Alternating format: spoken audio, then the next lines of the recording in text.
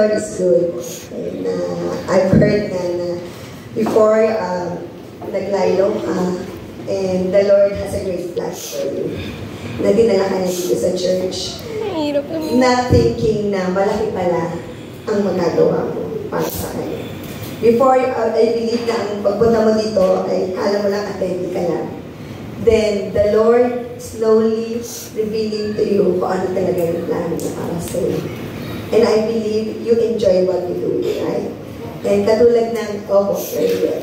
And then sabi, di ba sabi niya sa lecture kanina, if you truly praise the Lord, everybody that you going to meet will be touched their lives. And as you heard today, you've touched their lives through your words, through your actions, through your concern sa kanila.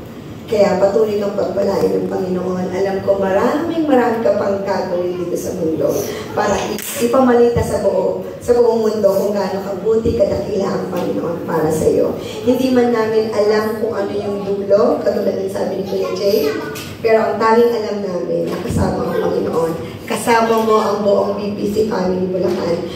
Patuloy naman nanalangin sa iyong successful life na kasama ang Panginoon. So, patuloy kang pagpalain ng Panginoon. Nandun ka sa GC, anytime you can ping us, and anytime kasama ka sa decision ng buong BPC Family. Alright? So, hindi ka malalayo sa amin. I'm blessed. Oo naman, I'm blessed. Ayun, alam ko na yun, basta si Lord na lang ang lagi mong kapitan. Lagi mong tandaan na si Lord na. At ano yung unang verse na natutunan mo? Anong unang verse? O ano yung verse na natatandaan mo na lang? Na alam mo?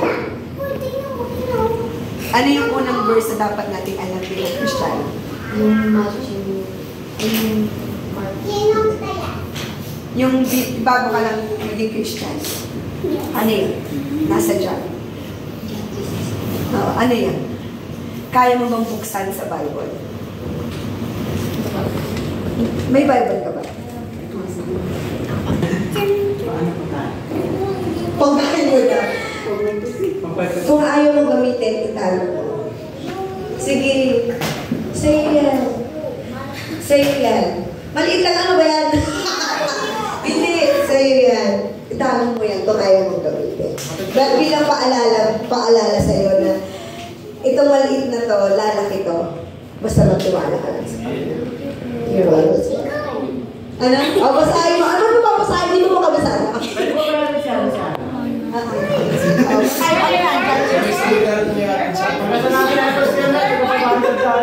Ano? Sa airport daw po. Sa airport ba yan?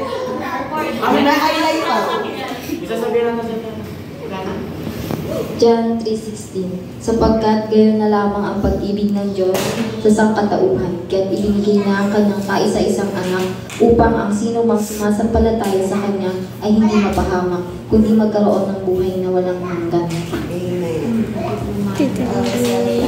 Pasalamat ka din dun sa batang yun. Idea niya yun. Thank you. At siya na iyan. Kasi wala kaming isip na pwede mo regalo ko yung tayo. Bakit hindi ka lang sa financial? Kasi yung financial kasi is magagamit na. Kaya yun yung naisip na although maliit man, pero alam na namin na gagawin mo naman sa Ano masasabi mo sa family? Family is... Okay lang yan. Una sa lahat po, nagpapasalamat po ako sa Panginoon kasi po, dinala niya po ako dito. Alam ko po na yung pagpunta ko po dito, hindi lang po yung mapalapit po sa kanya yung nadala ko, kundi po yung makilala po kayong lahat dito. Papasalamat po sa inyo man ang Kuya Mel kasi po, ayun nga po na marayo yung mga magulang mo. Wala si mama, wala si papa, tapos lagi kong nararamdaman na parang meron na din po mama at papa sa tabi ko. Kaya lagi po akong nagpapasalamat sa inyo kasi po, na naramdaman ko po na hindi na po ako ka-churchmate lang, kundi tinuturing niyo po ako na anak ninyo. Nagpapasalamat din po ako sa mga youth dito dahil noong unang beses ko po na pumunta dito, hindi ko kailanman naramdaman na ayaw sa akin ng kahit sino dito. Madali lang, mahirap po akong makaklose kasi nga po, mahihain ako, hindi ako nagsasalita. Pero unti-unti, na o-open ko po yung sarili ko sa bawat isa po dito. Nagpapasalamat po din ako kay Josh kasi po, na naging instrument po siya ng Panginoon na i-invite po ako dito.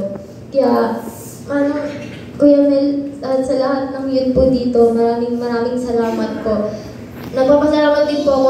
Alam ko po kulang po yung thank you ko nung birthday ko din po.